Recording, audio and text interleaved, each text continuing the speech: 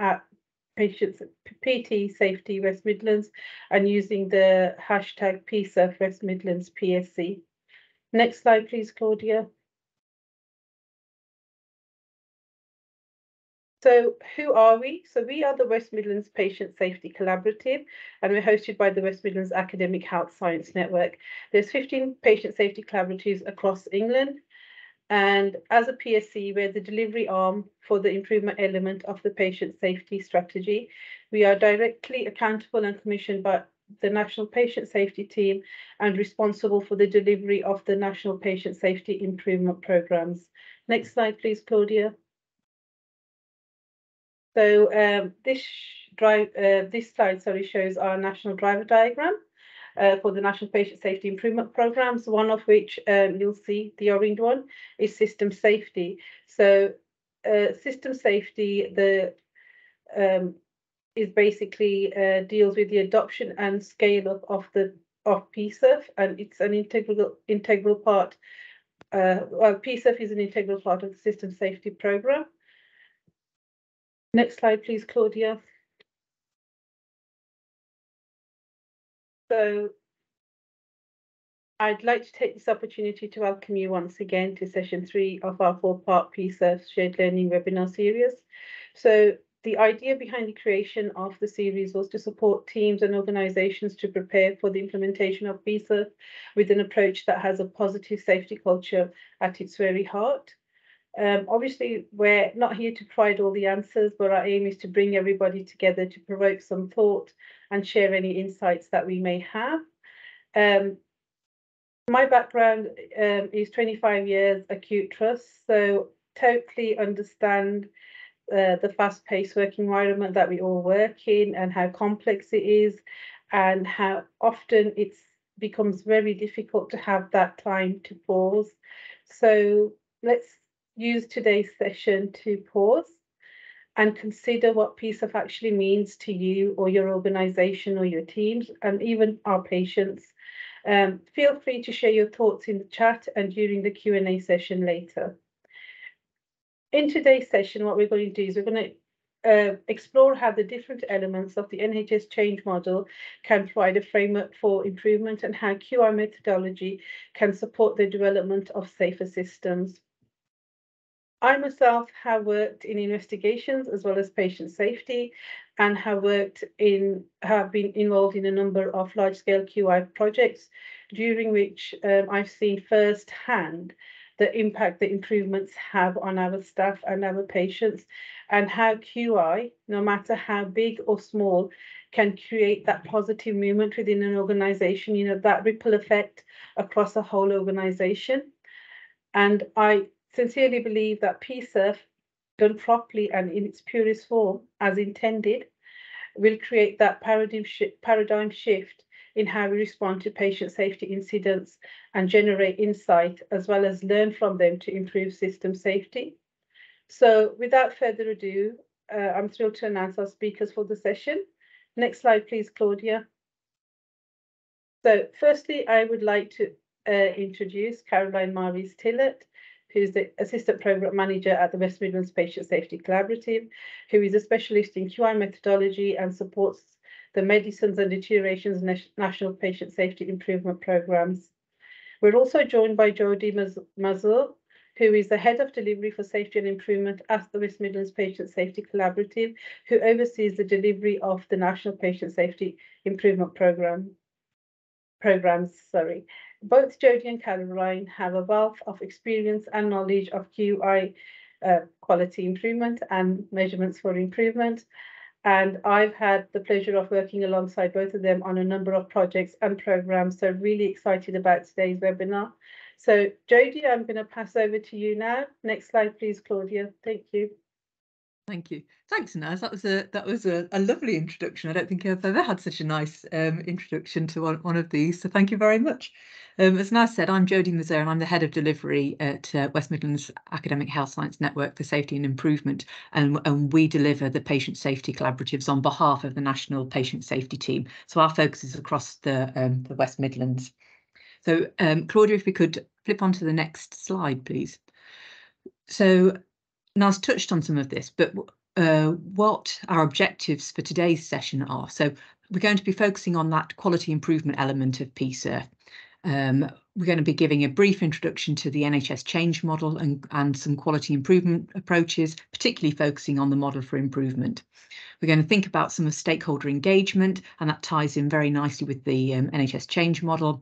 And there's going to be a bit of a breakout session at the end where we're going to be talking what we would like you to be thinking about is what resources are available to you within your organisations to support QI, particularly in relation to the implementation of PSIRF, and when you get to the end of when it's all embedded and you're looking at more learning and less investigating. So that improvement section.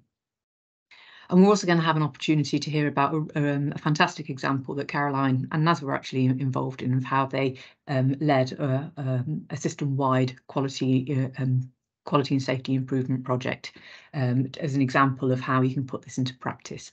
So that's what we're going to be covering today.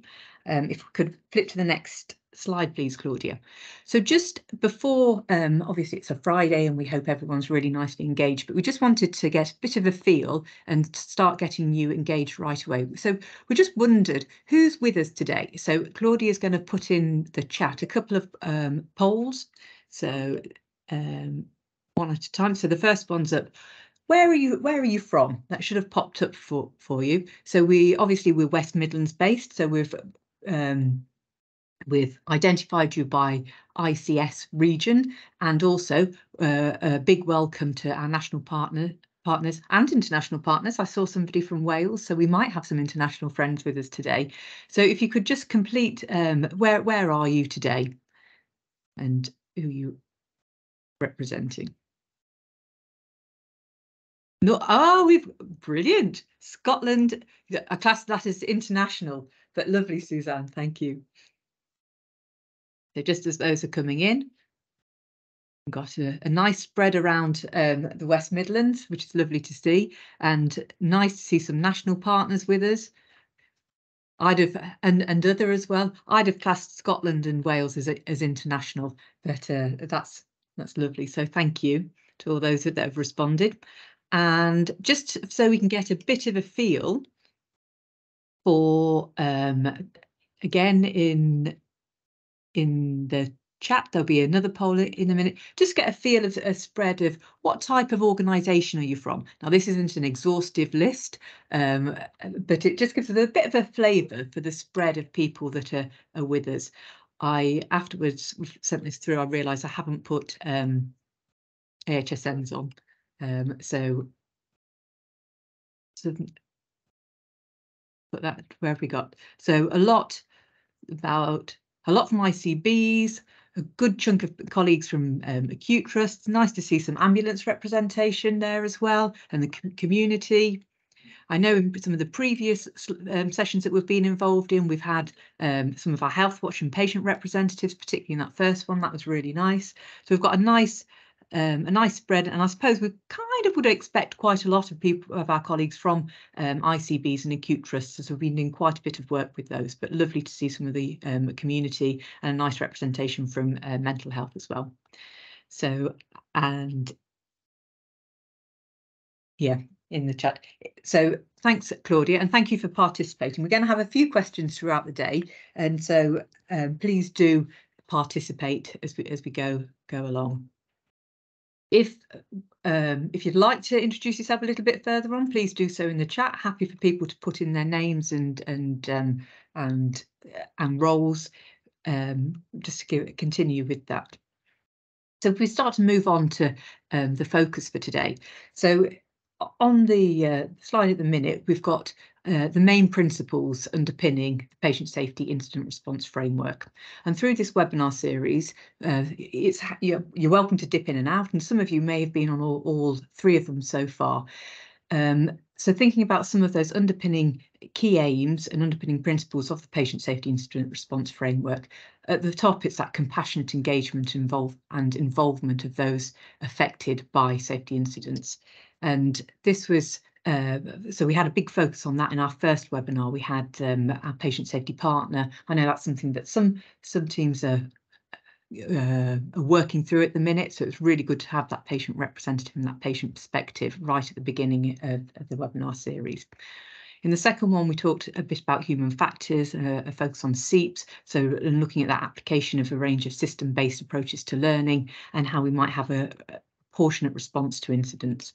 So today we're going to be focusing on that fourth aim of supporting oversight, but with a focus really on the improvement element. So one of the key principles that I keep hearing from the national team is, PSIRF's about more focus on improvement and learning and less focusing on the investigation. So what we're going to talk about is how you can start moving to do that. How can you start mobilising towards bringing about those changes and those improvements following the setup of your framework and the development of your patient safety improvement plans. Next slide, please, Claudia. So when we put this together, the session together, Naz and Caroline and I, when we started to think where's a good place to start, obviously with all the PSIRF documentation as a raft, really good resources that have been put together. But what we thought was a really good starting point is the NHS change model. Now, some of you will have come across this before. It was developed with over 500 leaders of change from across the NHS, and we actually linked with some health and social care as well, who've got practical experience of bringing about change mainly within the NHS. So we worked a lot of improvement bodies, a lot of leaders in SHAs, in providers. So it was a real collegiate piece of work to understand what makes change come about and also sustain. So how can we bring about that transformational change? And these were the elements that were identified through all of that work. What I love about the change model is that it really focuses on the hearts and the minds, and it equally recognises the importance of both what is sometimes called the extrinsic motivators, so some of the harder skills, so the system drivers, the incentives, performance management, programme management, measurement, so those really important drivers that create that focus and momentum for delivery. And sometimes we refer to that as the head. Balanced and in equal importance are those intrinsic factors. So right at the heart of this model is our shared purpose. So it's everybody working towards the same goal. And also it recognises the importance of leadership by all and the motivation and mobilising. And one of the key principles that underpinned this was energy for change. So how do you create energy for change? And those softer signs, those intrinsic or those motivations and behaviours that perhaps come from the heart, and the energy for change, so that you can really get people subscribed and signed up to the improvements that we're making. So what I love about the change model is that coming together and the equal importance of those intrinsic and extrinsic factors that really come together to bring about change. Could just go to the next slide, please, Claudia. So for those of you that perhaps aren't familiar with the NHS change model, happy for those of you that have used it. Please do put in the chat how you might have used the framework, and I'll give a little bit of an introduction to it today. With the resources, we're also going to send round a link to a document that gives a little bit more information about how you can go about using it in your day-to-day practice. And I think one thing that's really important is you can use this for your approach to implementing PSIRF, and obviously there's a big change involved in that piece, but also when you're going to be bringing about your improvements afterwards. So the change model is made up of 8 components. At the heart of it is our shared purpose, and this is a bit more than a vision and a bit more than a mission. But it's bringing together everybody to make sure they're working towards the same purpose, and they're subscribed to your aim and what you're working on, and that pulls together and aligns all the other factors. So whether it's improvement or project management, program management, if we're all working towards that same shared purpose, we're all going in the same direction. And then if I start briefly to go round in an anti-clockwise direction. So Shared purpose, so important at the beginning. Leadership by all, and it's that leadership that's going to be so important in getting everybody aligned and signed up and helping to create that shared purpose for your PSIRF implementation or the improvements that will follow. Very closely linked is motivation and mobilisation. And this is about that creating that energy for change, that drive for change and that creativity. How do you get people involved from different teams, from different areas, and really signed up? Narrative is really important within motivation and mobilisation. So using some of those patient stories and that patient experience is really helpful to be able to get people subscribed to your shared purpose. As we move again, anti-clockwise, system drivers are really important. They're not always the best for getting people motivated, particularly those that are doing the work. Perhaps it's an incentive, perhaps it's a target. Sometimes they can leave people feeling a little bit cold, but they're your friends. They're really important for you to be able to get your priorities on the agendas. We always, whenever we're starting any of our national work, we identify the policy levers and those system drivers, because it helps us get onto agendas. It helps us to identify why this is important and why people are using it. And if you combine that with some of the narrative, so again, the head and the heart coming together, really important and powerful. Measurement, we're going to be talking a little bit more about measurement, quite a bit more about measurement going forward, but really important to understand where we are and where we're going where we want to get to.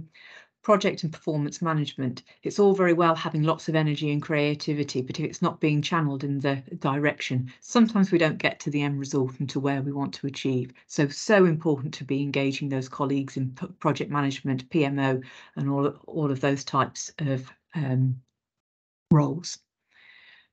And then improvement tools. There's been a lot of work that has done that's gone before us. Ruth Bowden did a lot of work a number of years back that identified it was really important for organisations to have an identified improvement methodology. In some ways, it doesn't matter what that is, as long as everyone's aware of it and they're using it consistently. And today we're going to talk quite a lot about what some of those improvement methodologies might be.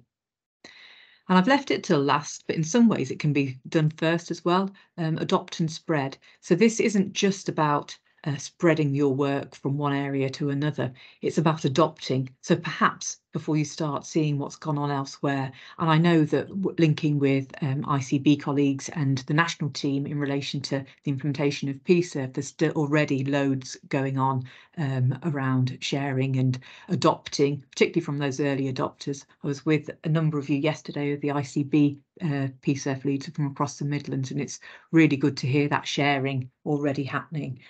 So adopt and spread, really important. How I've used the change model, you can use it on lots of different scales, like macro, meso and micro. And I tend to use it just as a bit of a prompt to make sure I have all of those areas addressed. What you'll find is within your team, you'll have people that have strengths in different areas, and that's okay. But it's good to think about which of these areas you've got covered. So Claudia, if we could just go to the next slide, please.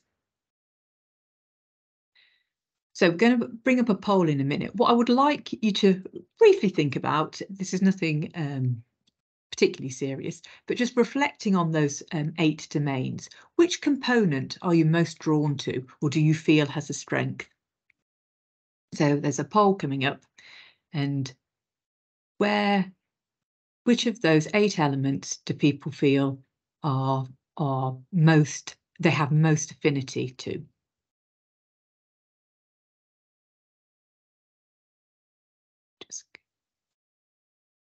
Okay. We'll just wait.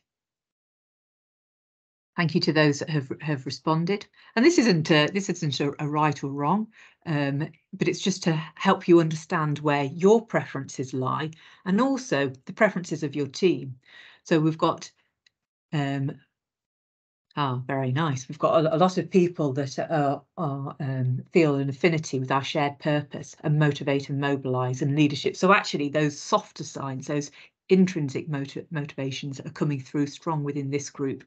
And that's not to say, and it's not a one or another, but as we go through, it's nice you need to make sure all of those elements are covered, and it might be within your team, it might be within other teams, but just thinking about how you play those different elements in, and it does change through time and through the cycle of your programs, where you need to focus your energy, and it's good to have in the back of your mind which elements are strong, which elements are weaker going forward.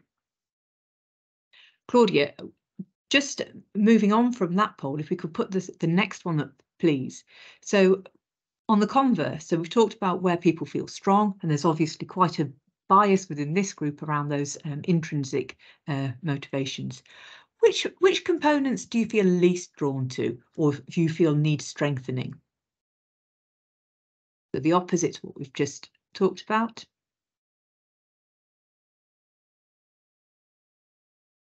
Let's see where people have less of an affinity.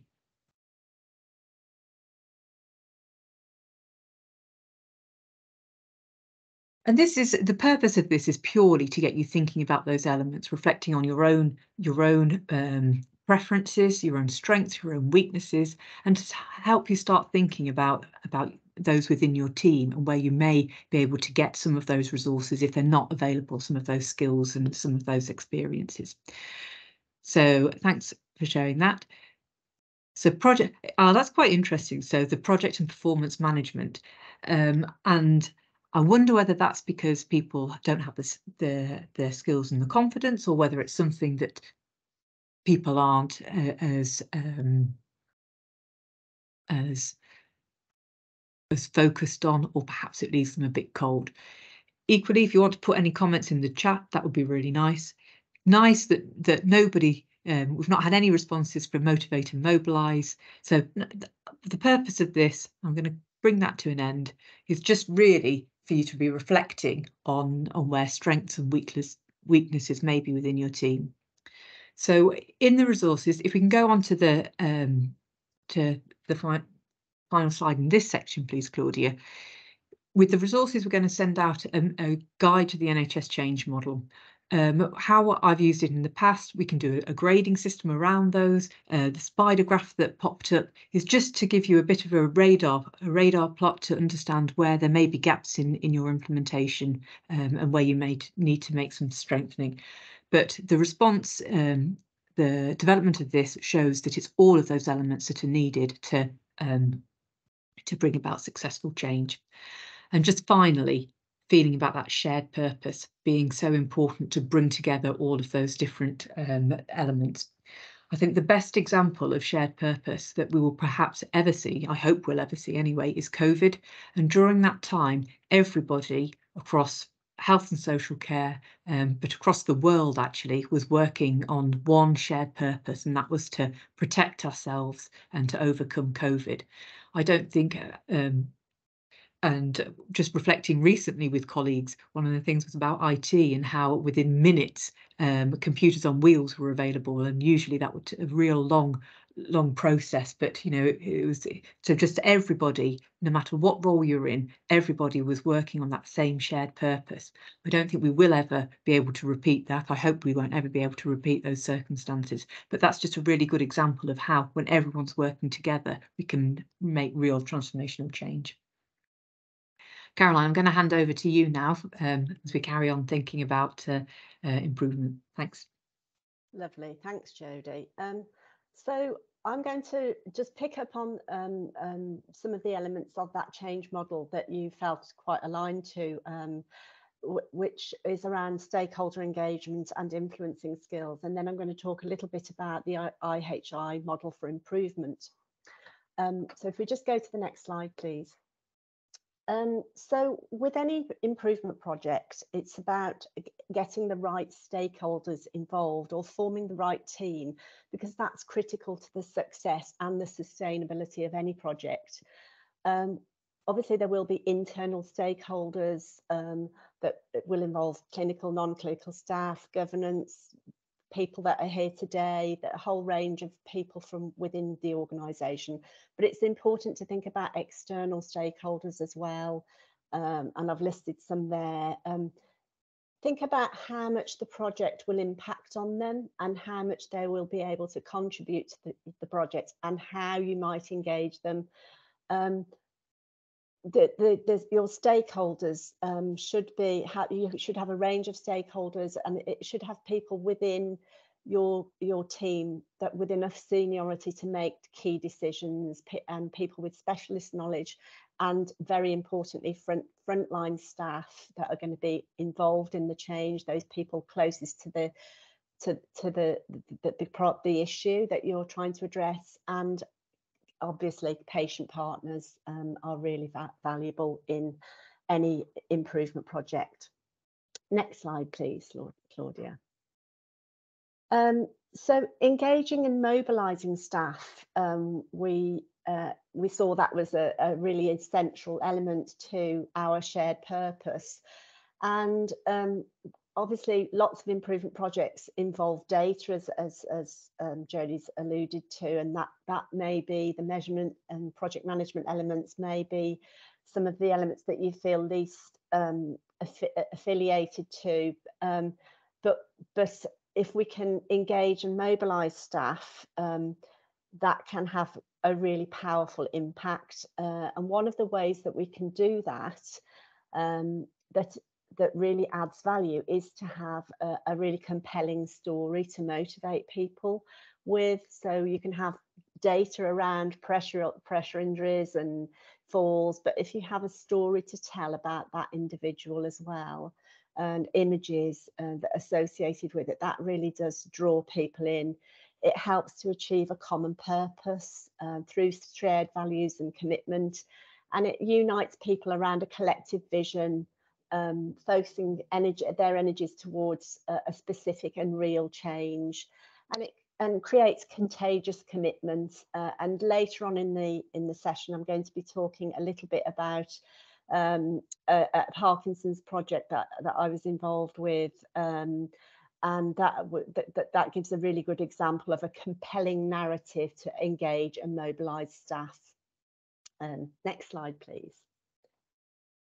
So where does quality improvement fit? So this slide again relates to the NHS change model, and it's sort of quality improvement fits in sort of to three parts essentially of this change model. Firstly, it's about including improvement tools. I'll be using evidence-based, transparent improvement methodology, and I'm going to talk about the model for improvement, which some of you I'm sure will be very familiar with.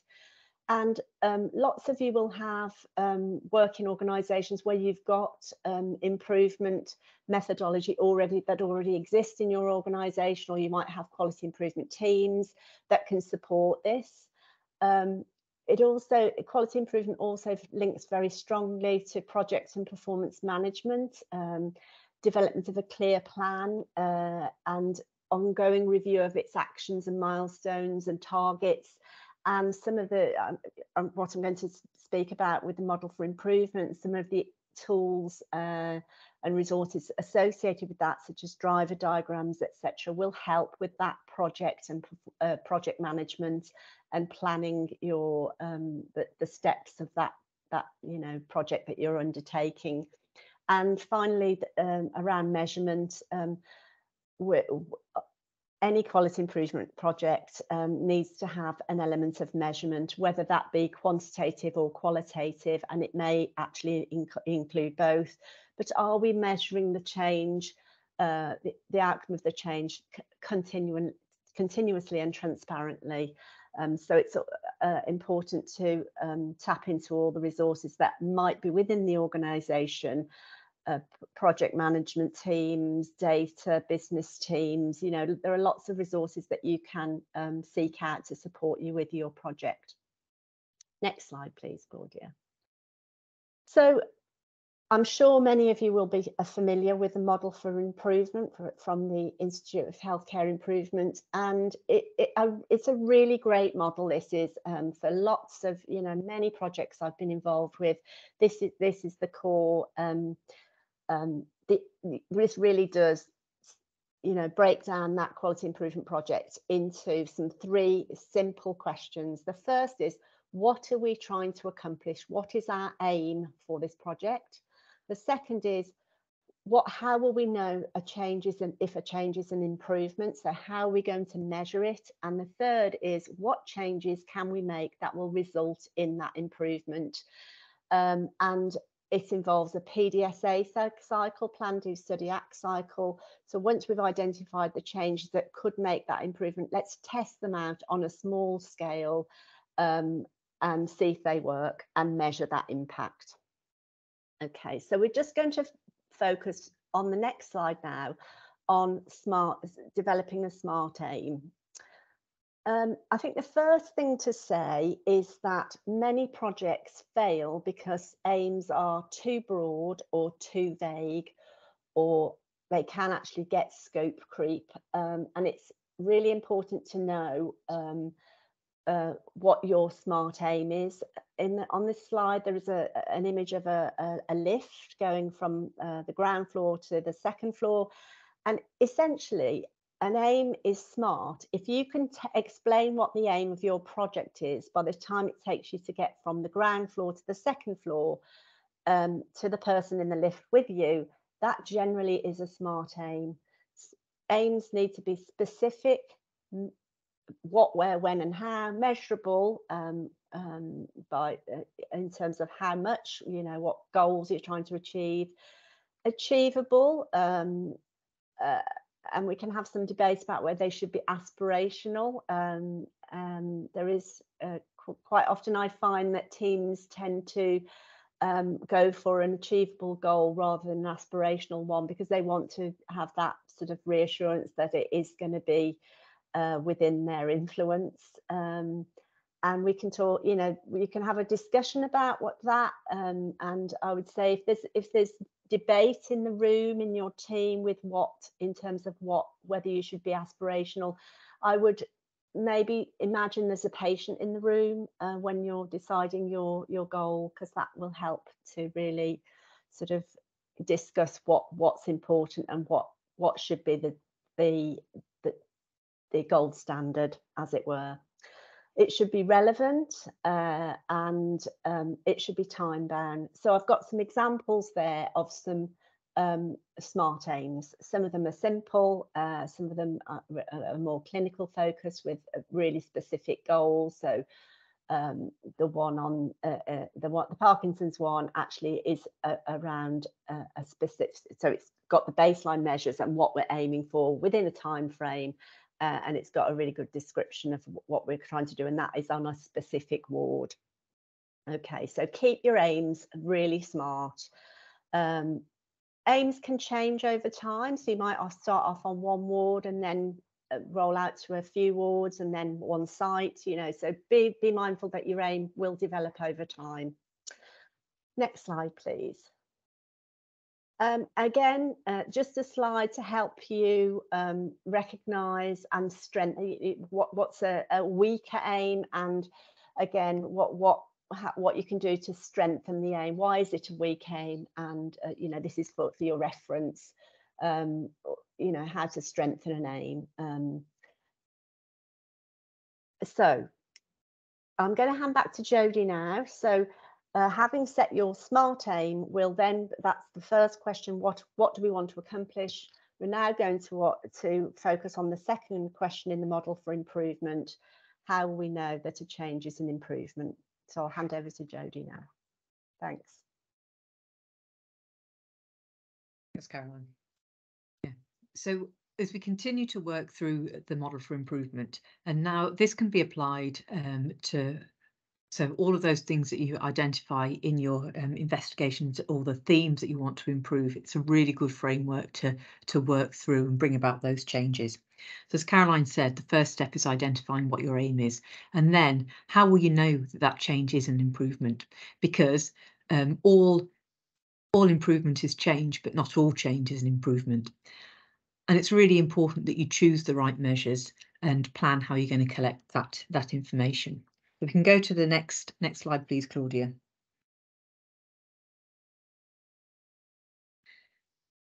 And I think a couple of comments about culture in the chat, and I completely agree. Culture is at the heart of that of all of this with PSIRF, but it's equally at the heart of quality improvement as well, and particularly in relation to measurement. So how you're using measurement for improvement. We sometimes talk about different purposes of measurement, and you can have measurement for judgment, measurement for performance management, measurement for research. What we're talking about today is very much measurement for improvement, and there's a cultural aspect to how we're going to be using this information, and it's certainly not about blame and not about penalising people and identifying people. It's about understanding where we are and what's the impact of the changes that we're making. But the culture that we set around using and reviewing that information is going to be really important. And I think it's really nice with it. The PSIRF gives us a real good opportunity all the way through, but it has to continue, and it has to continue through the quality improvement element as well. So why measurements? Measurements are tools for learning. They provide us with the roadmap to understand where we are, where we're going to. They hunches within quality improvement are really important. We might start with a hunch that something needs looking at, but it's our information and our data that really helps us to drill down and identify that that's the particular area that we're going to be working on, and there is an area for improvement. So once you've had that initial hunch, it's the data that helps us know that we're not working on guessing or estimating. As I said earlier, also the information is going to help us tell us what's the impact of the changes that we've made, and ultimately whether we've achieved our aim. So nice cycle. If I can go to the next slide, please, Claudia. Couple of tips, and because we're talking about measurement for improvement, we can seek usefulness, not perfection. We're not looking at developing a whole new measurement system. We can end up spending lots and lots of time on the measures and improve the way we collect measures and not actually make any changes. I've seen that happen quite a lot of times. So we're looking at usefulness and not necessarily perfection. We want this information to guide us so that we can understand the impact of the changes that we're making, not necessarily to have a really rigorous measurement process. One of the most powerful things I saw was with an analyst colleague and quality improvement specialist, Mike Holmes, and we were talking about benchmarking and how important, or the use of benchmarking, and we're working on a program, and someone said, can we have some national benchmarks? And he drew out a process map, and he said, this is what will happen if you do that. And he illustrated with a process map that looked at, there'll be a meeting here to agree the measures nationally, and he listed all the steps that would take. It would take to agree a national set of measures and to develop this benchmarking system. And in it, there were two. He then deleted every single step. He said none of them add value apart from collecting data, making a change, reviewing it and making a change. So we had this huge process map, and he identified them all as non-value added. So just a really nice perspective that this information, the elements that are important are collecting that information, understanding what it's saying and making a change. So don't lose focus of that. Measure the minimum. So another principle, don't, if you're not going to use it, don't bother collecting it, because it provides a data burden on people. So just identify what you need and stick to those elements. The goals improvement are not the measurement system, as I've already covered. When you're looking at how you can collect it, aim to make measurement part of the daily routine. Is it something that's already collected, or can it be added to a form that's already frequently used? So look at how you can make the collection of any measurement part of a daily routine and integrate it with systems that are already in process. And if you're asking people to be collecting that data, make sure they know why, make sure they understand the purpose of it, make sure they're fed back to understand where it's going and what it's being used for, and sharing that's going to be really important. Next slide, Claudia. So there are different types of measurements associated with QI, and these kind of link to driver diagrams, and Karen's going to talk about driver diagrams a little bit in a few minutes. But it's important to have a suite of measures. So on the whole, linked to your overall aim, you'll have an outcome measure. This will show the impact on the patient and the ultimate result of your improvement work.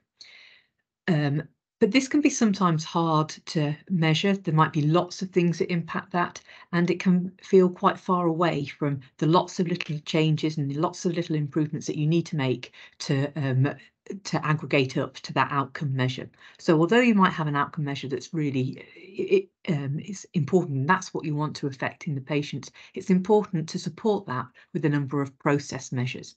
So process measures reflect the way your systems and processes are working. And these are also, if you're doing process mapping, you might be able to identify a particular area where you can make a change. And so your process measure comes down at the next level, and so the changes that you're making are a little bit more easy to measure and to see the impact of those. So as an example, your outcome measure might be a reduction in surgical never events or MRSA rates. And to achieve that, there's going to be lots and lots of little things that you need to be changing and changing within that to aggregate up to that larger outcome measure. So, for example, it might be to reduce your never event. It might be looking at the WHO checklist. What's the percentage of surgical lists that start with a team brief or using the checklist? And so you can monitor that, and then that will aggregate up to that overall aim. In addition to outcome and process measures, it's important to understand what might be unintended consequences of changes you're making, and we call those balancing measures. So this is looking at the system and what the improvement that you're making from a different perspective. Is there something that you hadn't thought about that's going to have a knock-on effect for somebody else? So if you change something in your system, what's it going to have? What impact does that have elsewhere? So for an example, following that surgical example through, is it might have an impact on start and finish times for the lists, and that can be a big can end up having a big impact. So when you're bringing about the change, think about what the impact is on staff, on patients. Is there anything? Is it going to have a negative impact on a different part of the system? And that's just it might be a cost later on. So if you're making cost savings, is it resulting in a cost for somebody else? So really important to have that suite of measures, so you're not just getting transfixed on the small change that you're making. Claudia, if we can go to the next slide, please.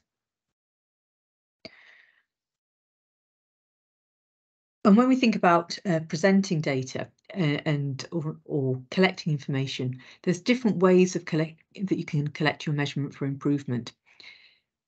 Once you get into your measures and your cycles, it's really important to be showing that continuous measurement over time.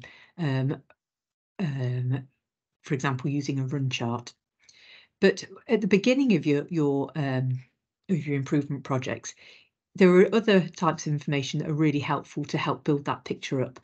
Maybe counts or classifications of observations, and this links in with Pareto charts. So what's coming out most frequently are these particular delays or reasons for delays. It might be interruptions, and you can, using a count or a classification, you can start to identify the real areas and the opportunities for improvement, and what are the most important areas to be looking at.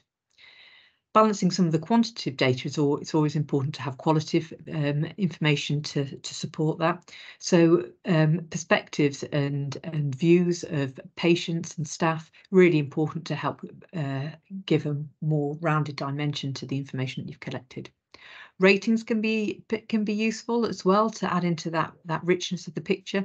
And then rankings. I know that when we've done visioning exercises before, and we've identified another way of using opportunities to identify what those priorities are going to be. So lots of different types of information. We'll come back to that continuous measurement right at the end, because as you go along, the continuous measurement of information is really important. Claudia, if I could just have the next slide, please.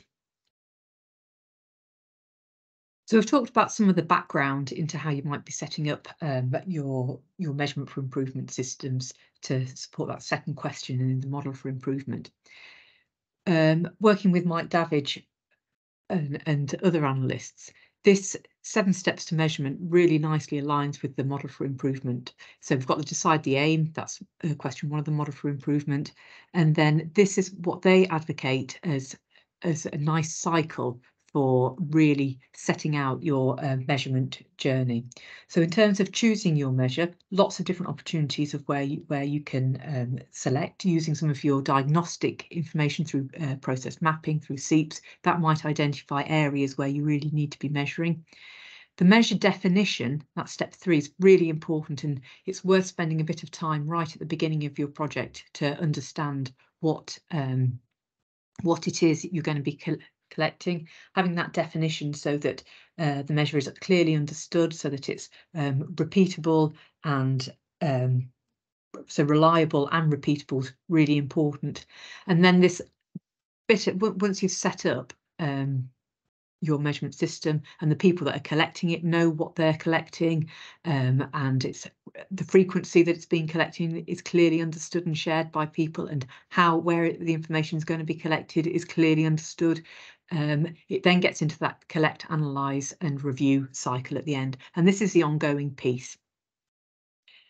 And that will go on, and the important piece is that review measures. So collecting it, analysing, presenting it, sharing it with those that are involved, but it's the review that's the most important piece. What is the information that you've collected telling you?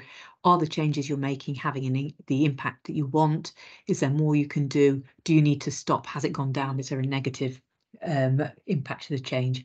And that links in beautifully with your PDSA cycles.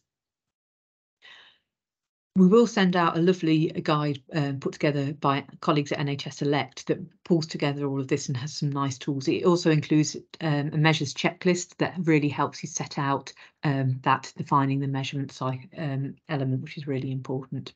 Claudia, if I could just have the next slide, please. And just in terms of how, once you know where you're focusing your improvement efforts, just support for measurement over time. Really important that measures are collected frequently. If you're only doing a monthly measure, you're only going to have 12 points a year, and that's not really enough to be able to understand the impact of the work that you're doing. Not only you won't understand the impact of it, but you won't be able to have enough to create a baseline to really show whether you've had a change. So measurement over time is really important. With the big push around making data count, many organisations are now using perhaps SPC charts. If that's not something that is available to you, run charts are actually really good, and they're more easily accessible, I suppose. If you have analyst support, then that's great. However, using a run chart is adequate for a lot of improvement projects.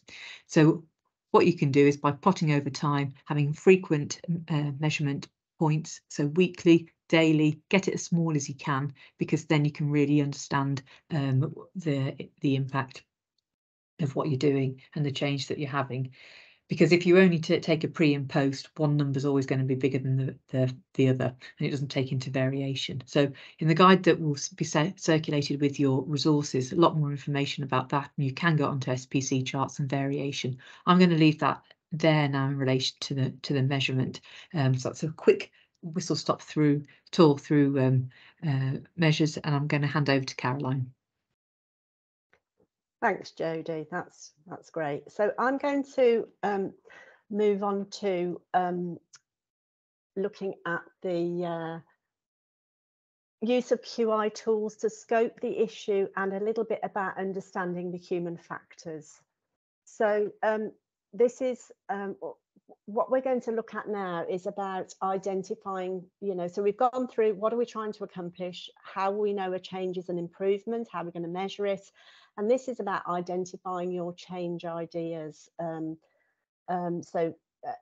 very often it's the frontline staff that will have the most appropriate ideas, because they are closest to the issue that you're trying to address. Next slide, please, Claudia. And I've put this slide in, this stop before you start, because pausing before you start a quality improvement plan is, I would say, a really important element of any QI process. It's very tempting to jump to the solution and think you know what the solution is, and whether it be a discrete quality improvement project that you're embarking on, or your approach to PSIRF, it's really important to take time to pause and do some scoping of the issues, gather some baseline data, gather your evidence, any powerful stories, narratives, and then select quality improvement tools to explore the problem. Next slide, please. And we've touched on some of the vast range of tools that are available. You know, there's lots of, Jodie mentioned process mapping. We can look at audit of practice to get your baseline data. We can look at observation, is very helpful to explore the reliability of care and handover routines. Observation of practice, just observing what people do rather than what they say they do. And we can also use tools such as root cause and right cause analysis, and SEEPs, which obviously was a really core element of the last webinar series. There are lots of diagnostic tools that you can use, and it's really helpful to think about which ones might give you the most insight into your improvement project that you're embarking on. In terms of PSIRF, you know, it's around gathering baseline data, incidents, patient safety data, undertaking your thematic reviews and identifying what improvement work is already underway. You know, let's not you know, steal shamelessly. If another organisation has done some great work in a particular area, then, you know, don't reinvent the wheel. So think about some of the tools that are available to you, and tap into your QI teams in your organisations to help you with that. Next slide, please. It's really important also to consider the human factors in any improvement project. I would argue that you need to look at this. It's an important part of any quality improvement. You know, if you look at the image on the right, you know, do not climb or play on or around the pipe. Why wouldn't you? You know, we break rules. We all, it's fun, isn't it? We all break rules. You know, I have had speeding fines in the past, you know, and been on speed awareness courses, just two, I might add, in a number of years. But we all break rules for whatever reason. And if you look at the left-hand image, you have to really focus on reading the black writing and then reading the white writing. Policies and practice are not the same, and it's about, so when any quality improvement project, it's about redesigning the systems to make it easy for people to do the right thing. Also, the way our brain works. Next slide, please, Claudia. We form mental models. So the writing in the green box is gobbledygook, but actually we can read it, can't we? According to research at Cambridge University, it doesn't matter what order the letters in a word are. The only important thing is that the first and last letters are in the right place. The rest can be a total mess, and you can still read it fairly easily. This is because the human mind does not read every letter by itself, but the word as a whole. And the other green box, it actually says a bird in the hand, but how many of us read it as a bird in the hand? And you can't see that so well, but that's two completely different drugs. One is, I think it's a muscle relaxant, and one's one's lignocaine and one's succinylphonium. And how easy is it to take the wrong drug because they're so similarly packaged? You know, that is an easy error to make. We're just going to move on to a video now. which Claudia is going to share. And what I want you to do is to, some of you may have seen this before, it's quite a well-known video. This is a slight twist on that video, but I want you to concentrate. There's a group of players playing basketball, and what I want you to do is concentrate on the players in white passing the ball and count how many times they pass the ball. You'll get some instructions with the video. Thanks, Claudia.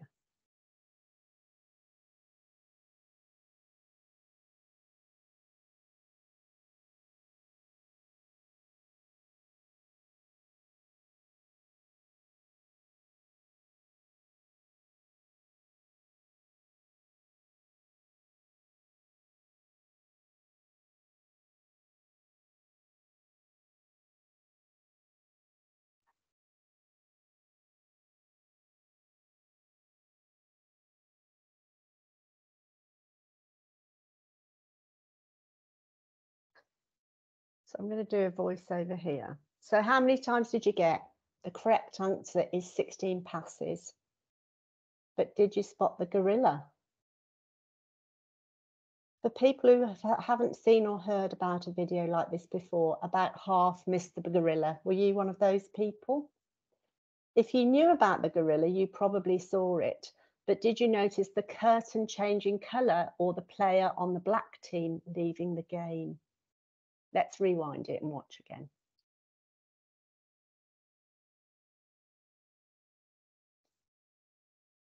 Here comes the gorilla. And there was a player in white leaving the game. When you're looking for a gorilla, you often miss other unexpected events.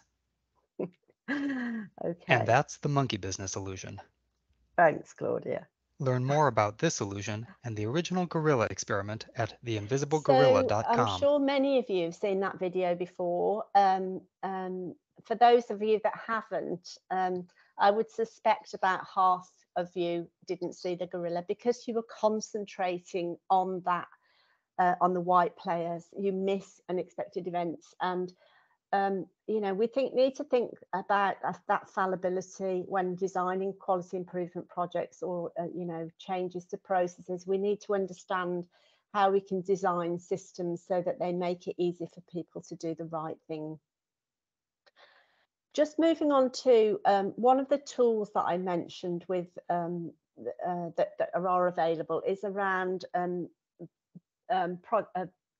using driver diagrams to help you plan your QI project. And lots of you identified that you didn't feel aligned or have great strengths around project management, etc. And a driver diagram is a really useful way of planning and scoping a project and sort of organizing it into a meaningful plan. It reinforces the aim statement. So on the left hand side you've got your aim. It clarifies the bigger picture, and it identifies what we call primary drivers, so those key elements that are essential to achieving your overarching aim. And it helps you think about what measures you're going to use. So that's so if we just move on to the next slide, it just illustrates how a driver diagram, the different stages of a driver diagram. So first of all, you've got your aim on the left, on the top left image. Then you might think about what can we do to help this person lose weight? So we have lots of different ideas, and that's a really you know, let's have lots of really useful, innovative thinking. And then you might cluster or group those ideas. So some around reducing calorie intake, some around increasing calorie output, and you can organize those so it forms a plan, and then you can think about the measures. So that's sometimes it's actually so easy to work, you know, once you've done your aim, to then generate the ideas and then cluster them into different groups, which helps you organize your thinking and your planning. And then you can decide which ones of those change ideas are possibly going to be the easiest to implement, and start with those first. Driver diagrams are a really useful way of organising and planning your project. Okay, so next slide, please. So once you've identified what your change ideas are for that improvement, an essential component of the model for improvement is about testing those out on a small scale. So a PDSA cycle is a shorthand for testing a change by, so first we plan what we're going to do, and we may predict what will happen. Then we actually carry out the change and observe and learn from what happens. And I would say quite often I would say we either adapt the change that we've tested out because it's not quite right, we adopt it because it works and it's great, or we abandon it because it just doesn't work.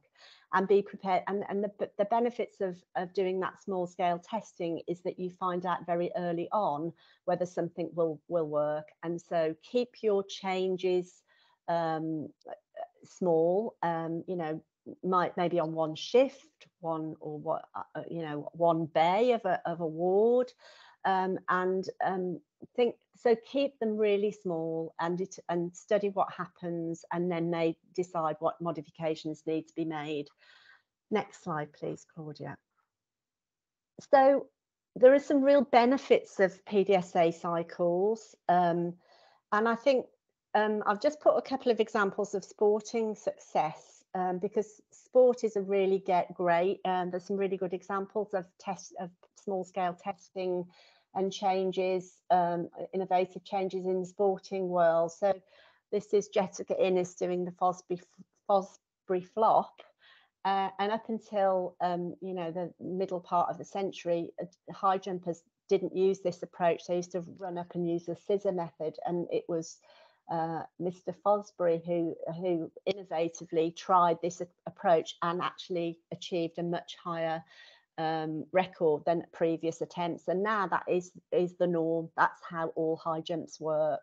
And similarly, this is a picture of Chris Froome and the Olympic winning gold medalist. We won loads of gold medals in cycle tracks events, and the British cycling team actually adopted lots of tiny small scale testing PDSAs of things like riding in a peloton formation, because it gives you 30% less effort when you work together. They use things like tiny incremental changes like heated shorts to be removed seconds before a race, which kept their muscles warm, ready for a huge push off. Cleaning the wheels with alcohol solution before the race to remove any specks of dust to increase energy loss due to friction. So they tested out all these changes and made lots and lots of incremental changes, and that was critical to their success. But on a sort of from an NHS perspective, PDSA cycles are cost effective. We're trying things out before we scale them up at a huge cost. They're inclusive. If staff feel that they've been involved in a change and the design of that, they feel engaged. It fosters learning and innovation, and it helps you to decide next steps in a process. And it allows you to compare different change ideas, what works best, and it helps you to catch mistakes early on. So I would say PDSA cycles, testing them out and having some failure is part of that success. So, don't be afraid of and talk about those changes that you're going to implement. And as a purist, you would say that PDSA changes should be tested out one at a time, and yes, they should. But in reality, once if you've got real engagement, it is quite hard to stifle that enthusiasm with teams, should they, and if they see something's working, they want to try something else quickly, and it's a challenge to stifle that enthusiasm. So I'm just going to move on to the next slide now, where and I've included this example. It's a project that I was involved in some years ago when I was working in an acute trust, and around improving the timely administration of Parkinson's medicines. And I think this is a really good example of transformational system-wide improvement and culture change that was driven in the organisation as a result of this project. So next slide, please. So we'll start off with, so why did we want to improve timely Parkinson's medication being administered in our acute trust? Why is this important? So what's that hook? What's our shared purpose? We know that PD medicines are time critical, and that missed and delayed doses can cause rapid deterioration in people's ability to move, speak, swallow. It can cause increased length of stay. It's very distressing and can have life-threatening complications. So that was our hook in, really, as to why this was important. And as an organisation, we'd had a number of events where not serious harm events, but moderate harm events, where, for example, was a surgical patient that a consultant was asked to see urgently that had become unrousable, had missed 50% of his PD drugs for several days, and he was now found nil by mouth, confused, and refusing to medication. There was another patient who had been prescribed, was nil by mouth, and had been prescribed a Parkinson's meds patch, and it was hours and hours later, it's still not being given because it wasn't available, and the doctors blame the nurses blame the doctors, and pharmacy and speech and language therapists weren't available on the ward to advise. So we had this sort of pattern of events, incidents happening in the trust. And then if you go on to the next slide, please, then there was sort of this final straw incident where a gentleman with known PD was admitted to the emergency department and following a fall and had sustained a fractured odontoid peg. And on investigation, at the end of the incident, you know, obviously this became quite a serious incident. It became known that the patient had not been prescribed or given any PD meds within his first 2 days of admission in ED or by the admitting team, and on discussing that with staff, it became evident that staff didn't understand the importance of PD meds and the implications of admitted doses. So we had a real cultural issue, and multiple handovers failed to include Parkinson's medicines. He needed an NG tube, but due to the fracture of the odontoid peg, there was a delay in that, and there was issues around ownership of the patient. So it was a real Swiss cheese. The patient became rigid and unable to speak or swallow, and actually the patient died due to complications of his fracture. But you know, a significant part of that was due to his PD meds being not available or administered. Next slide, please. So a particular elderly care consultant was extremely frustrated with the situation. You know, she was asking questions like, why don't I know if my PD patients have been admitted and we're having problems? Why didn't anyone not know what to do if a PD patient is nil by mouth? Well, why were PD meds unavailable, and why did the clinical team not know how important this was? This shouldn't be insurmountable for you know, an acute trust. So we started to gather some baseline data. Next slide, please. And we discovered, unfortunately, the trust had electronic prescribing, and we were able to drill down into the data.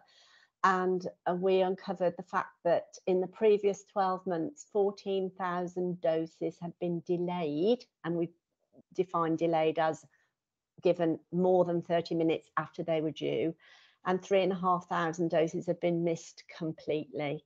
So less than 50% of our PD meds have been given on time in that trust. Okay, So we had the quantitative data, we had that baseline data showing that over time. We also, next slide please, decided to collect some qualitative data.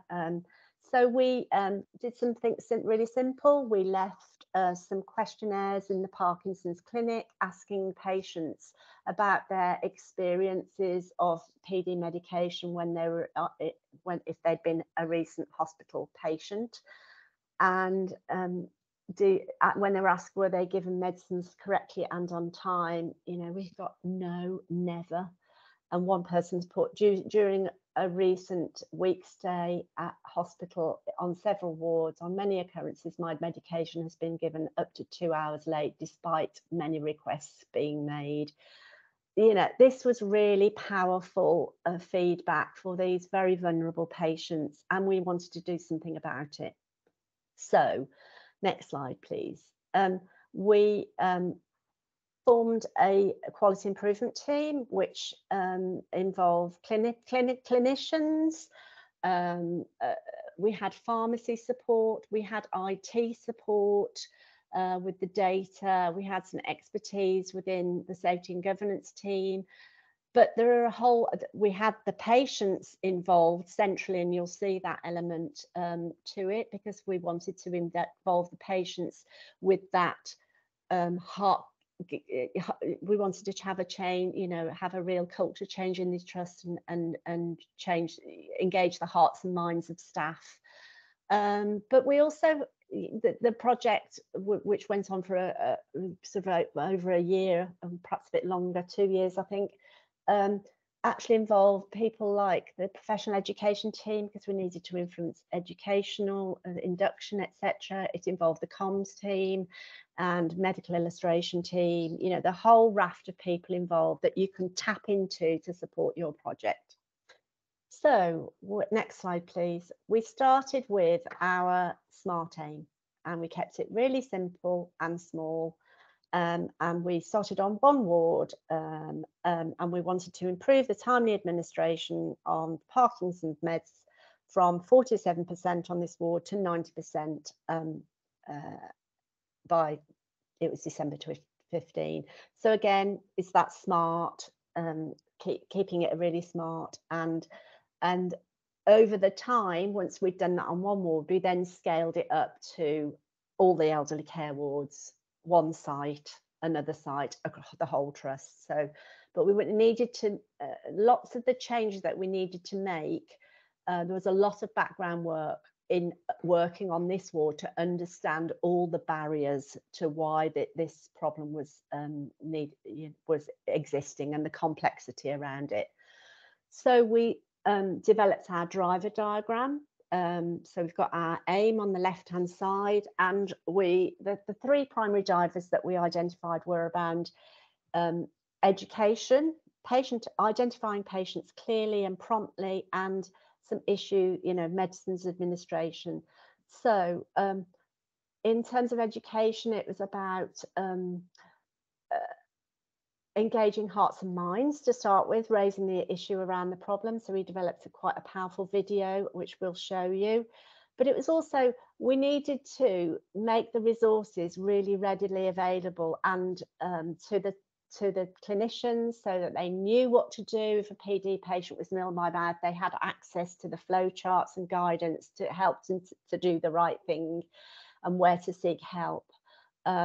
We also had worked with IT so that we could spot patients when they were admitted, and medicines reconciliation was done as a priority, and that was sort of integrated into nursing handovers as well. And in terms of medicines administration, we uncovered the fact that PD meds weren't available on many wards, because they weren't sort of stocked as routine, because it wasn't often that they had a PD patient. But we needed to make those medicines, staff aware of where they could get those medicines should they need them. So we worked on unblocking all these barriers, developing the website, developing flow charts, etc. And on the next slide, we actually we actually observed some really excellent practice, which led to some innovative ideas. So most PD drugs are given outside the normal medicine round times, and on observing nurses on elderly care wards that had frequently had PD patients, they were using their own personal mobile phones to remind them when a particular PD medicine was due with one of their patients. And so we adapted this idea and developed a bleep system, which staff on every ward had, so that if they had a PD patient, it would alert them 30 minutes before a PD medicine was due, to give them time to get ready. And it was something that was already in use for antibiotic stat doses, but so it was a relatively simple change to make, addition to make, and we tested it out on one ward, with staff and refined it, etc. But that was one example. I mentioned that we also had quite a big trust-wide educational campaign, and we involved 2 patients, 2 ladies that were really critical to engaging the hearts and minds, and this is something that went on, was promoted across the whole trust, and really did have an impact. So I'm just we're just going to play that video for you now, with the sound, hopefully. My name's Shamsa, I'm 30 years old. I'm a mum of 2 kids, one's 2.5 and one's 9 months old, a boy and a girl. And I live in Birmingham and I'm married. And I was diagnosed with Parkinson's at age 28. I take drugs at least 10 times a day at intervals of about 1.5 to 2 hours. And if I don't take them, then I completely stiffen up and I completely stop. And my mum uses the analogy of like putting petrol in a car, and she says that your pills are like your petrol and you have to keep putting petrol in your car or your car stops. And I think that's an apt analogy. Many people think that Parkinson's is just a tremor, but it's actually much, much more than this. Parkinson's medications are time critical. Every patient is different, and it is very important for patients to continue with the same medication routine that they use at home. If Parkinson's medications are missed or even just delayed, that can cause a rapid deterioration in a patient's ability to move or to speak or to swallow. The bad times are the nudges, when I can't control anything. It was just driving me daftly one day, and I'm thinking, I didn't know Parkinson's was this bad. So I called it the nudges. But that's what I call it. It's not nice. And it's when you're At my worst. Yeah. And you can't do Anything, can't walk. And it's painful.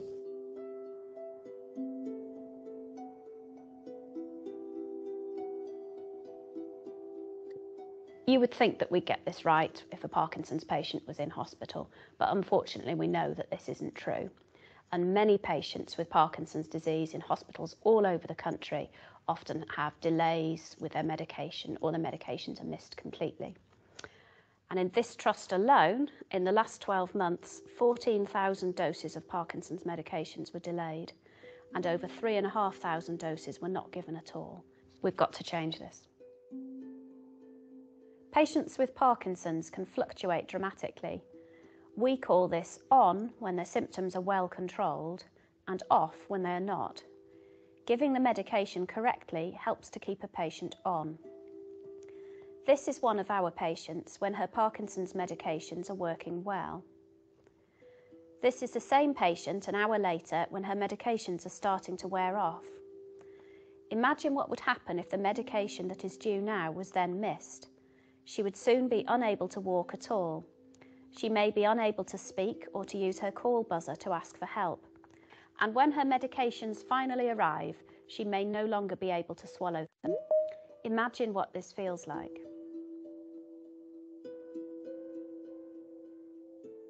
So what does this mean for you? If you're a doctor, you need to make sure that Parkinson's medication is prescribed promptly and correctly, and that you know what to do if a person with Parkinson's is nil by mouth. There are guidelines on the intranet, or contact the Parkinson's team. No matter what the reason for the acute admission, remember that ensuring regular Parkinson's medication is vital. If you are a pharmacist, you need to prioritise medicines reconciliation in patients with Parkinson's and make sure that their medications are available without delay. If you spot any errors, you need to speak to the doctor immediately. If you're a nurse, you need to know who your Parkinson's patients are and when their medicines are due at every handover. Set an alarm if needed. Where appropriate, consider patient self-administration. If you're a speech and language therapist, you must always speak to the doctor immediately if you are making any recommendations that mean a person cannot swallow their Parkinson's medication. These patients must never be made nil by mouth without an alternative way of giving their medication decided immediately. If you are a therapist, HCA, or any other member of staff, and a Parkinson's patient has deteriorated from when you last saw them, you should raise your concerns immediately to ensure that medication has not been delayed or missed. There can be nothing more important than making sure that when people are in our care, they're getting safe care. And I think it's important to recognise the work of Parkinson's UK charity. You know, they've really focused on this in their Get It On Time campaign, and that's something that we really need to get behind in this organisation. And I really wish clinicians who are leading on this in the trust all the best, because it's such an important piece of work, and I hope you'll get behind it and support it too. Reducing avoidable omissions and delays in Parkinson's medication is a safety priority. Let's help our patients to get it on time.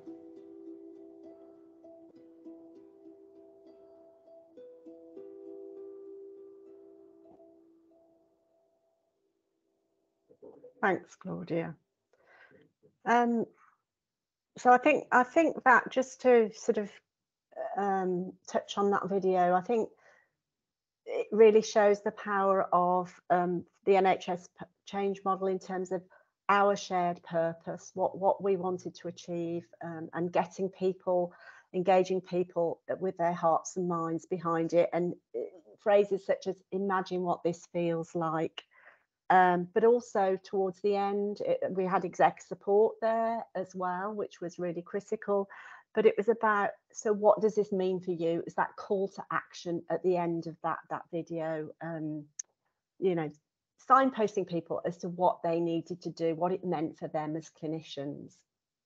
So having done all the work around making those changes with the availability, with the education, with the patient identification in those three drivers, we then rolled out, we started off by initial ward, that first ward targeted rollout, and that particular ward went from 48% to 90% compliance once those tools were rolled out. And then we rolled out by site. Next slide, please, Claudia.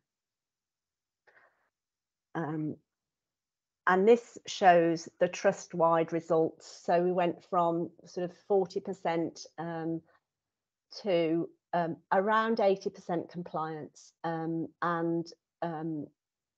which, you know, so we reduced our emissions quite significantly. You can see where we started the trust-wide implementation and how that had a significant impact. And, you know, we're really, really proud of the project, and I think it really did change culture around time critical medicines, not only with Parkinson's drugs, but other time critical medicines such as diabetes medication and things like anti-epileptic drugs. So it had, you know, it had an impact on awareness of time critical medicines and how important they were. So those were the quantitative impact. That was the quantitative impact of the project. But then again, we went back to the clinics and asked the patients what their experience was like. And that the next slide shows, you know, these were the comments that we had. Stocks have been improved, which has made a real difference. Things have improved greatly since my last admission. Noticed a real difference. When my mum arrived in hospital, she was made nil by mouth, and they quickly identified that she needed dispersible Parkinson's meds, which were sorted out promptly. And we know staff have a bleep now, and all these things, this feedback was really heartening to see. Next slide, please. So in terms of, I think with that project, it has many resonances with that PSIRF approach that we want to embed across our organisations. It's that sort of board-to-board involvement, having transparent measurement, using QI methodology, having understanding the human factors. People did not go to work to not give Parkinson's medicines on time or not prescribe them in a prompt way. We needed to unblock those barriers to make it easy for them to do the right thing. We involved professional education departments, so that video was showed on induction to all staff. And we had that central use of the patients making that powerful video. I think that really does illustrate a really good example of that system-wide sustained improvements. Those changes were maintained due to the systems we built. So we're now going to come back to to give you an opportunity to think about the whole presentation that you've had today. It's a lot of information, but bring it back down to more to your own what you need to achieve yourselves and collectively within your organisations. So we're going to go into some breakout rooms now, and we'd like you to consider 2 questions which we'll pop into the chat. What resources do you have locally to support quality improvement activity associated with PSIRF? And what might be emerging?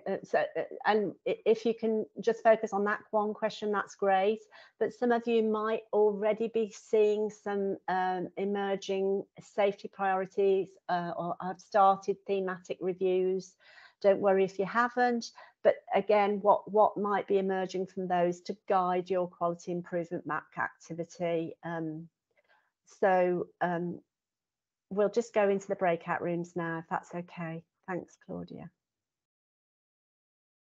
I think everybody's coming back into the room now. We had some interesting discussions in our group. Shall I go first to do a bit of feedback? Does that sound okay? So in our group, we had Birmingham and Solihull Mental Health Trust, Coventry and Warwick ICB, Hereford and Worcester, and Staffs and Stoke. And I think every organisation is sort of at a different stage, and there was, acknowledgements around some of the challenges that we've had in recent years in terms of activity dipping during the COVID pandemic, and also regarding staff vacancies. So the question that was popped in the chat earlier by somebody around what's the capacity for the change model was quite a relevant one.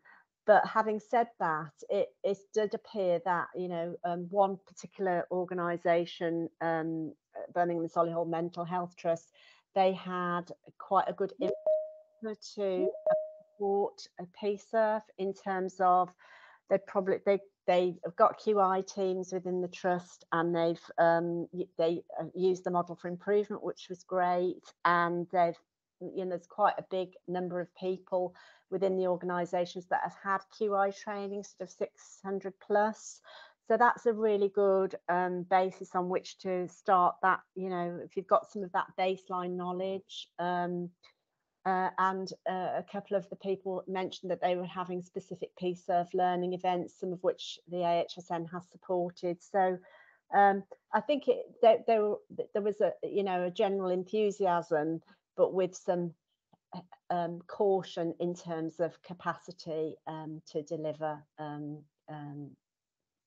on PSIRF, given the challenges in terms of funding, etc. So that was the essence from our group.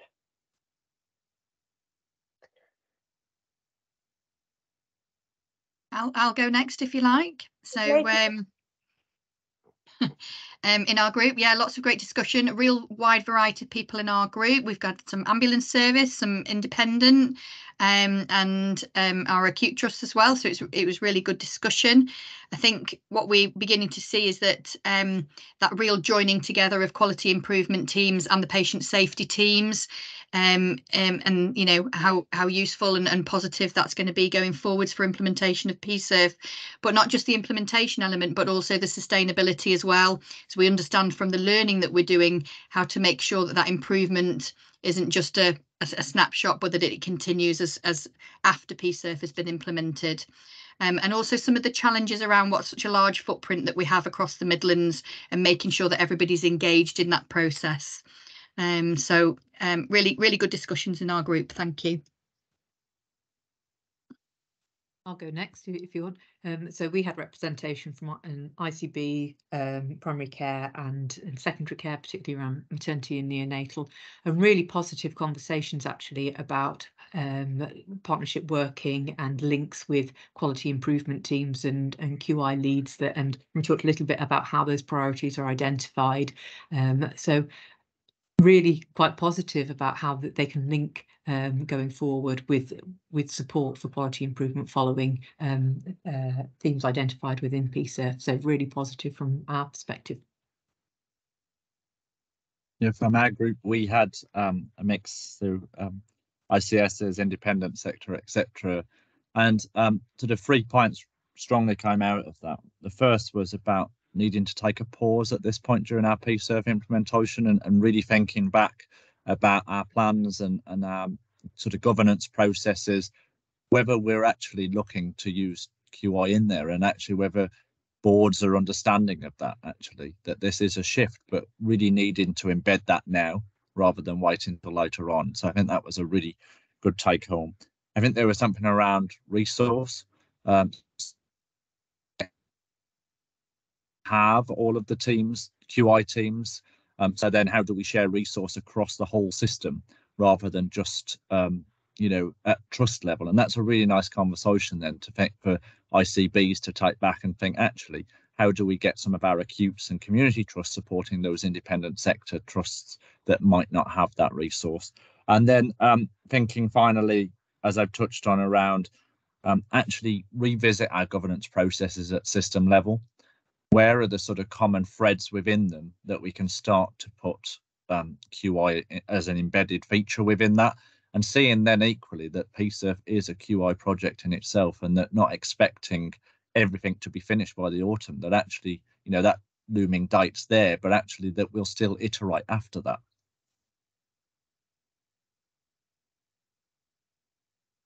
Okay, so my group, we had one of the other AHSNs there, Imperial College Health Partners, and we had a few trusts from across, a couple from our region and a couple from outside our region.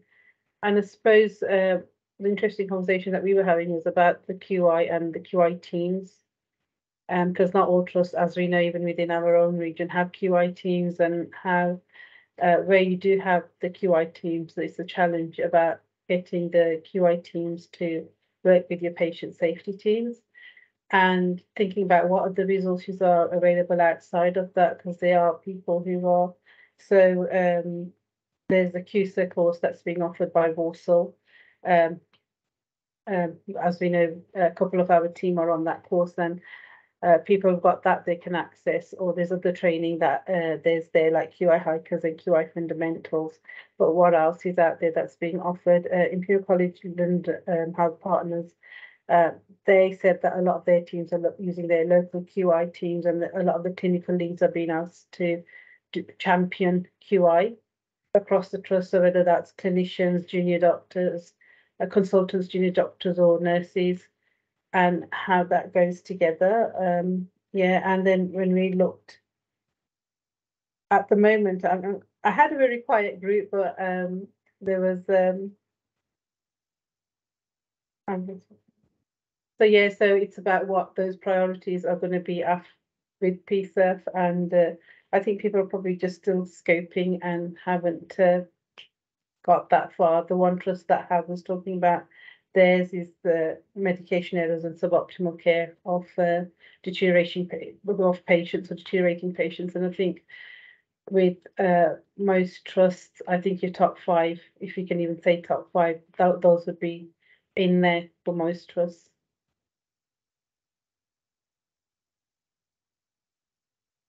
You're on mute, Caroline.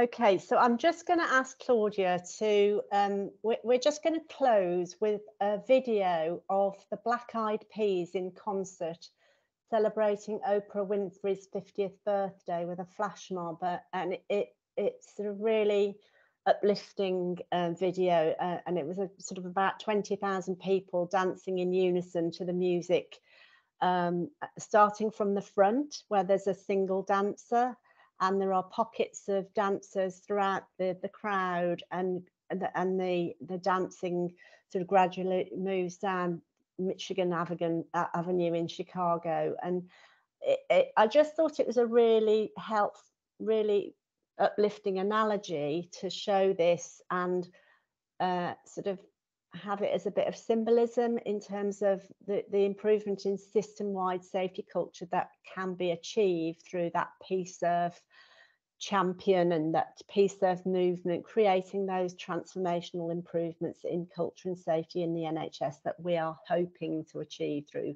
PSIRF. So I'll just get Claudia to show it. Hello to the Black Eyed Peas! Oh!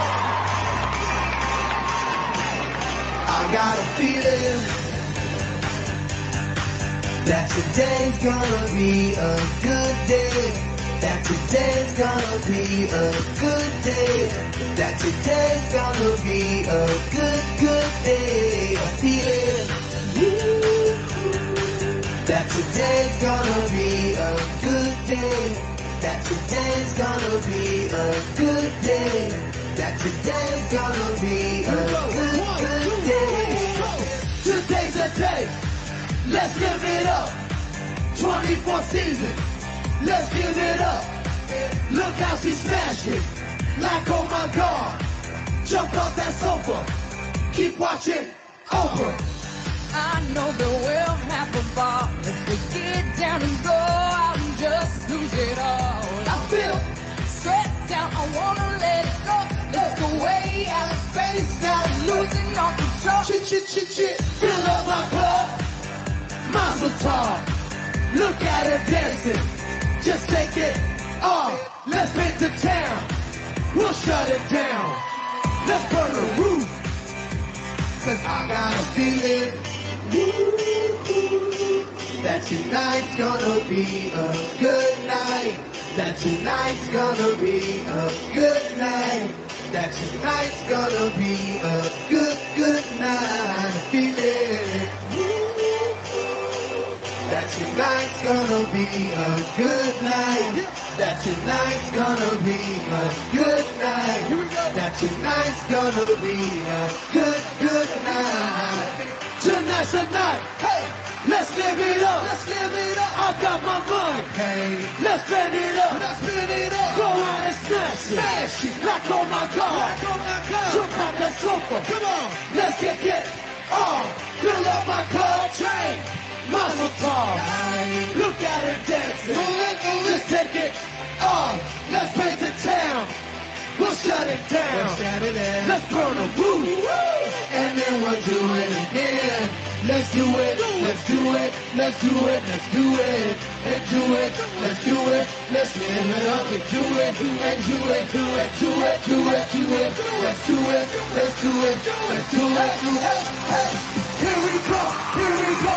We gotta rock. Easy go. Easy go. Now we on top. Feel the show. Party rock. Rock it, don't stop. Round and round. Up and down. Around the clock.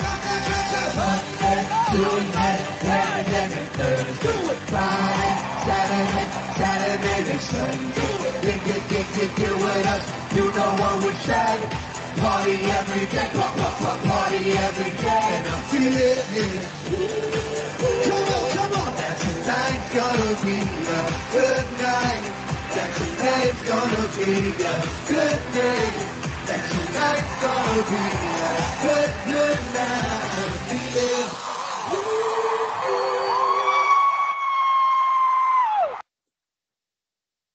Wish I'd been there. And that's it now. So we're just going to close. Sorry, Naz, it's your bit. Sorry.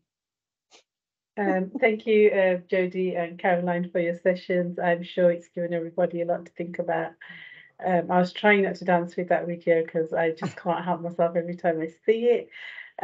So obviously, I'm sure it's given everybody a lot of good insight into QI methodology and how it links to PSIRF. So if you have any questions, please post it in the chat or ask if you want to turn your mics on or ask or raise your hands. Before we go to everybody's questions, I've got a question for you, Caroline. So in terms of PSIRF, how should we decide to focus our improvement activity or efforts? Okay, so I think it might be helpful if I turn my camera on, mightn't it?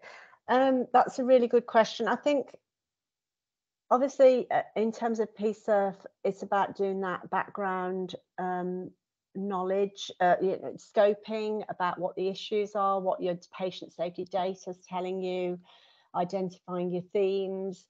And then we do have limited capacity and resource. So sometimes it can be helpful to identify which changes will have the least effort, that have the most impact. There are tools out there that can help you, and have that discussion with your group, or what's going to be most easy to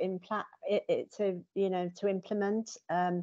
Also, in terms of Pareto, there's a Pareto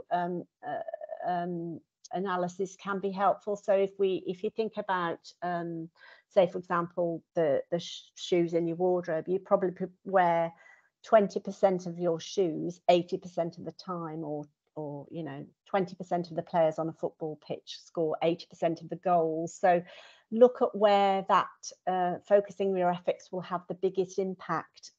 So like with the Parkinson's project, we looked at the elderly care wards, but also our acute admission areas were a really significant area that we needed to really focus. So where are your efforts going to have the biggest impact in your organisation?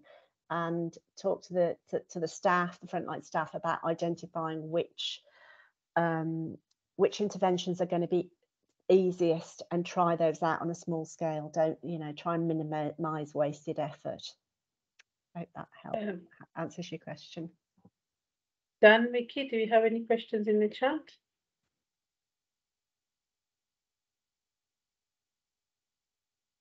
Hi, Naz. Just some really great comments, I think, to sum up very much about how beneficial the tools have been that have been shared today with us, how powerful the stories are when we start to share stories around what we do, and really have the idea of being the patient at the very heart of what we're doing here. And that's why quality improvement is so important, and why it's going to come through in PSIRF.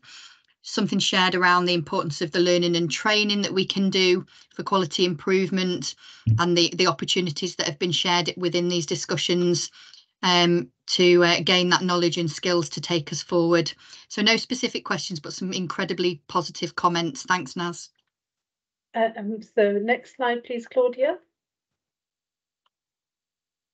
Okay, so obviously next week is going to be the final session of our PSIRF shared learning event. So it's the community of discovery, and it'll undertake a generative discussion and continue to share learning and insights. And we're really excited about it. I mean, we've been excited about the whole series, so this is like the icing on the cake. So we're going to be joined by Professor Pascal Carrion, and Professor Carrion and colleagues at the University of Wisconsin created the SEEPS model and lead this program in the USA. She's the editor of the definitive textbook of human factors and ergonomics in healthcare and patient safety, and we're really honored to have her with us next week. And we are equally thrilled to be joined by Lisa Faulkner. She's the head of clinical quality at Derbyshire and Derby Integrated Care Board, and Lisa led the implementation of PSIRF as the first early adopter to go live. I've sort of heard her speak about it before, so she'll be coming, and she's really, really good, and she will be sharing her reflections with all of us. And we also have Suzanne Quinney, who's the facilitator and co-director of Appreciating People, and which is an international organization that supports the use of appreciative inquiry and has vast experience of supporting health and social care apply appreciative inquiry. So really looking forward to it, and really looking forward to seeing everybody there next week. Thank you. Next slide, please, Claudia. And next slide, please, Claudia. So just wanted to say thank you to everybody, and we'll see you next week. So you may all leave now. We will send you all the resources later today with an email and the links to the chat. And once again, don't forget to do our feedback form, and don't forget to register for the next webinar. Thank you.